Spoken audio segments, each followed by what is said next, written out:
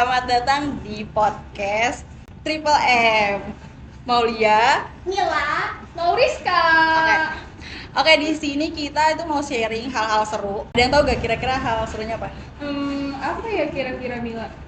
Oh, ini bukan sih terkait pengalaman pribadi kita. Oh iya, betul banget. Nah, jadi di sini kita tuh mau berbagi kisah pengalaman kita nih tentang successful problem solving task management atau gimana sih cara kita itu memecahkan masalah kita dalam kehidupan sehari-hari.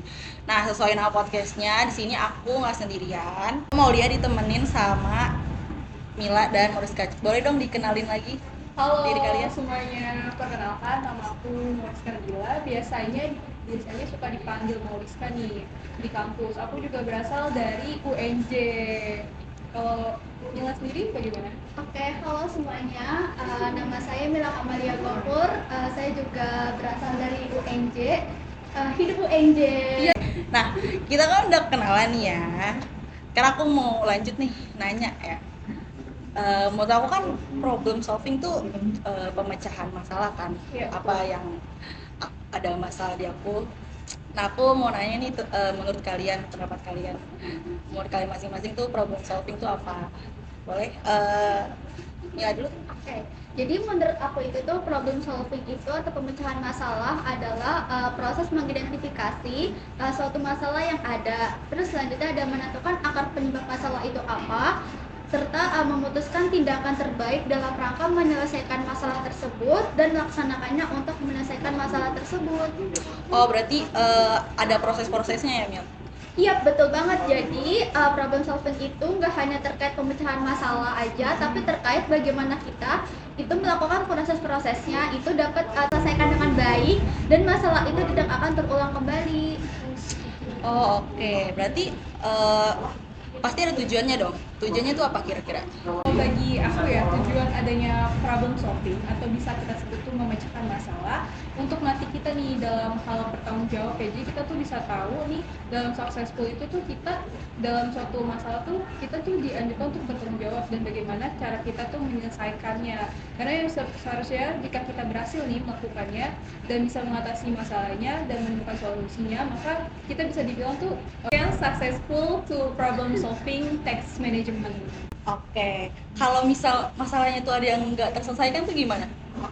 Menurut aku jika misal kita tidak bisa mengatasi sih menurut aku tuh hal yang lumrah ya, hal yang umum karena kita kan manusia ya, karena manusia itu nggak jauh dan nggak luput dari kesalahan dan tidak sempurna.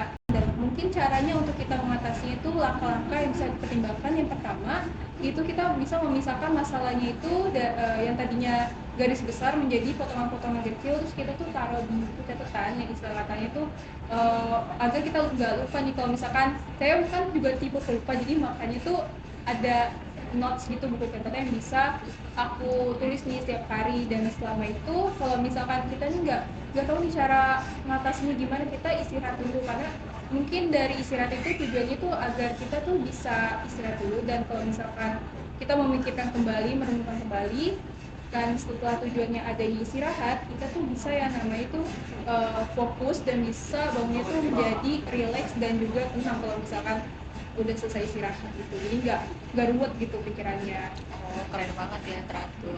Kalau kamu Mila gimana? Kalau menurut aku sih hal yang perlu dipertimbangkan mungkin membicarakan masalah kita atau sharing-sharing dengan orang lain. Terkadang sudut pandang atau saran dari orang lain tuh dapat membuka wawasan baru, serta kesulitan atau kegagalan itu tuh dalam mengatasi suatu permasalahan dapat menjadi peluang untuk belajar. Jadi evaluasi itu terkait apa yang telah kita coba, lalu mengapa itu tidak berhasil dan bagaimana kita dapat melibatkan pendekatan yang berbeda. Oh, oke. Berarti kita tuh harus inget ya kalau masalah tuh emang normal gitu bagi kita. Nah, dan terus kita juga harus melihat masalah ini tuh sebagai pelajaran buat hidup. Guys, tadi kan udah tahu nih ya arti dari kalian masing-masing. Di sini aku dulu sih, aku mau sharing juga nih. Iya boleh Oke, boleh. boleh. Terus dulu. Baik, kemarin kan kita kan ada event bareng ya, namanya Ideas. Aku tuh di divisi sponsorship nih. Nah, jadi tugas kita kan mencari perusahaan yang mau kerjasama sama kita. Nah, visi sponsorship kan tuh harus pintar komunikasi ya, biar bisa sampai ke kesepakatan. Nah, aku tuh kemarin ada sempat kesulitan nih buat narik sponsor. Itu tuh gara-gara kenapa tuh, kalau aku boleh tahu ya, kok bisa gitu? Apa ada yang kurang nih pas mau lihat? Iya, kemarin kan ada beberapa list sponsor kan. Nah, ada nih salah satu sponsor yang kurang gitu, nggak setuju sama apa yang kita tawarkan gitu. Oh ya, berarti cara kamu mengatasi masalah atau problem solving itu kayak gimana sih caranya gitu? Iya, jadi kita tuh bakalan mencoba untuk meningkatkan nilai yang kita punya nih untuk mereka. Nah, jadi kita juga harus meningkatkan strategi pemasaran kita. Kan ada juga kan divisi sosial media kan, terus itu juga harus dibagusin. Nah, kita juga harus paham tentang target audiens mereka yang cocok sama kita sesuai. Nah, yang paling penting juga itu kita harus menawarkan paket paket harga gitu yang menarik banget bagi mereka. Jadi di sini tuh kita harus memastikan juga kalau sponsor itu melihat dampak yang positif dari kita yang kita tawarkan gitu. Jadi bagi mereka juga bermanfaat. Setahu aku kalian tuh sama ya divisinya ya, logistik ya. Betul, Iya, betul, betul. betul. Boleh dong diceritain masalah di logistik gimana? Ayo, mau Rizka dulu, Oke, boleh? oke.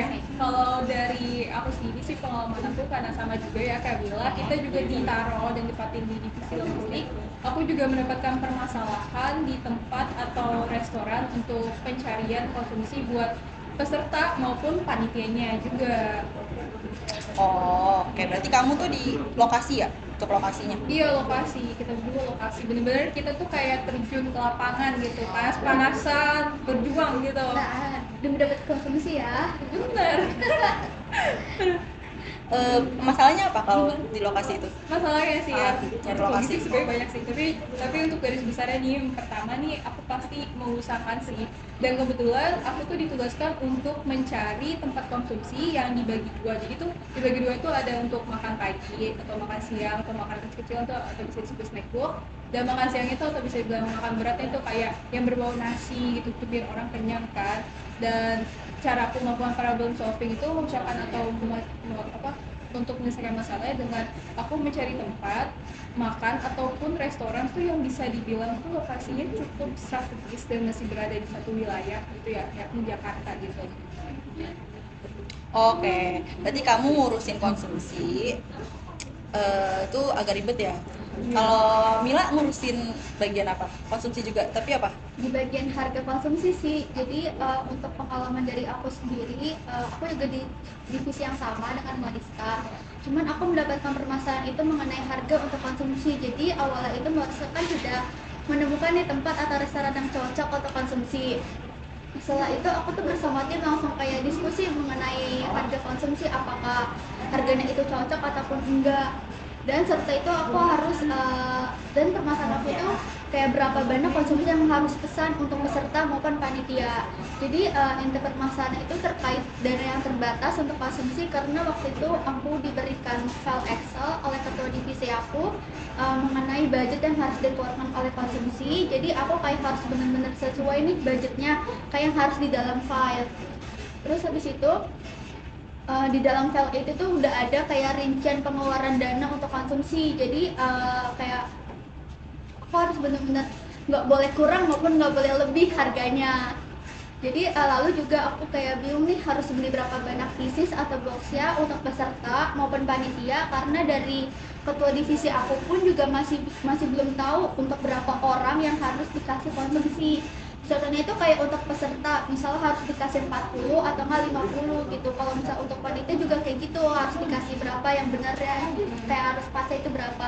Itu sih permasalahan dari divisi logistik. Iya.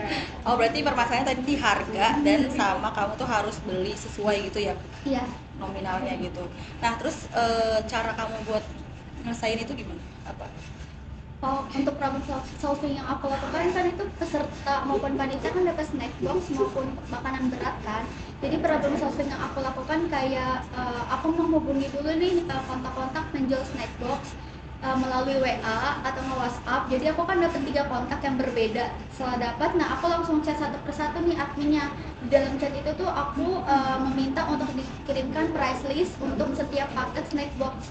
Setelah aku mendapatkan paket price list itu, aku diskusi dulu nih bersama tim terkait paketnya ini cocok apa enggak untuk budget kita. Terus habis itu setelah udah dapat diskusi-diskusi, akhirnya tim kami memutuskan untuk di toko kue Hani aja, karena di toko kue Hani itu tuh selain paket itu sesuai budget kita, dia tuh juga isian snack box itu tuh kayak banyak gitu loh. Jadi isiannya tuh dapat 6. Jadi itu di paket di toko kue Hani itu tuh ada paket yang 7.000 per box, ada yang 10.000 per box maupun yang 15.000 per box. Jadi kami atau nggak tim itu memilih yang paket yang 10.000 per box, jadi dengan isian 6 itu sih.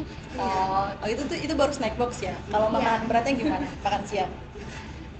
Kalau untuk makanan berat sih awalnya itu kan Hokben kan ya, tapi karena Hokben itu kemahalan, jadi tuh kita tuh malam-malam sama teman-teman lain bener-bener kayak keliling-keliling dari motor, kayak nyari bener-bener kayak restoran yang harus apa ya, kayak sesuai budget lah. Kan selain itu juga kalau untuk konsumsi makanan berat tuh harus ada NPWP kan ya. Nah awalnya tuh kita tuh mau Sabana kan karena itu murah meriah kan ya.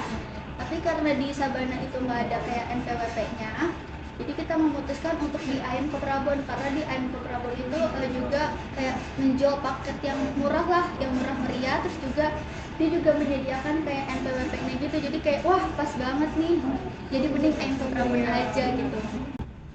Oke. Jadi di podcast ini tuh kita tuh udah mempelajari banget kan bahwa masalah itu tuh pastinya pastinya ditemukan di semua kegiatan kita. Nah, karena itu kita tuh juga harus tahu kan solusinya. Kita juga harus punya backup plan dong istilahnya. Nah, terus tujuannya juga agar masalah itu dapat selesai dan nggak akan terulang lagi. Nah, mungkin dari kalian berdua yang mau ngasih motivasi gitu buat penonton, closing statement. Mungkin dari Mila dulu boleh. Motivasi dari aku, mungkin aku merasa terdorong untuk menyelesaikan setiap masalah yang muncul, karena aku tuh melihat itu sebagai peluang untuk tumbuh dan meningkatkan keterampilan dari diriku sendiri. Jadi kayak aku juga memiliki rasa ingin tahu yang tinggi dan merasa senang ketika berhasil memahami dan mengatasi tantangan. Selain itu, ketika aku menyelesaikan masalah, itu memberikan kepuasan pribadi dan kebanggaan, karena aku tahu bahwa usaha aku itu menghasilkan hasil yang positif. Oke, kalau untuk aku sih ya, kalau dari aku sih motivasi yang aku kutip adalah aku percaya bahwa setiap masalah adalah kesempatan untuk kita berubah lebih baik lagi, dan setiap solusi yang aku temukan membuat aku tuh lebih dekat dengan yang namanya tuh kunci gitu. Jadi kalau misalnya kita punya masalah tuh kita gergetan kayak kenapa sih kok nggak bisa gitu kan, terus akhirnya kita mencoba merenungkan dan mencari solusinya, akhirnya ketemu, walaupun memang itu kan jalannya terjal ya, dan kita tuh harus fokus sih agar yang hasilnya tuh juga sesuai apa yang kita mau, karena jujur aku juga termasuk orang perfeksionis, jadi kayak kalau misalnya nggak sesuai yang aku mau ya kurang aja gitu. Dan aku menyadari bahwa setiap masalah adalah bagian dari kehidupan dan perjalanan menuju kesuksesan kita juga dan keberhasilan kita juga, dan aku siap menghadapi dengan rasa mungkin percaya diri sih, agak-agak nggak terlalu percaya diri, cuma ya coba aja lah, tekad dan juga ya ada rasa walaupun malas ya kita harus ada dorongan kayak antusias gitu. Kalau mau ya Mungkin dari aku udah cukup sih ya, karena waktunya juga udah habis. Oke. Iya nih, kalau lagi seru ya. Oke. Lagi seru banget. Aku sebagai host ingin mengucapkan terima kasih juga kepada narasumber Mila dan Mas Rizka yang udah bagi cerita dan pengalamannya. Nah, aku juga nggak lupa nih, makasih juga untuk para penonton. Aku harap podcast ini juga dapat memberikan wawasan, pelajaran, dan inspirasi bagi kalian semua. Oke, thank you semua. Bye-bye. Have a great day.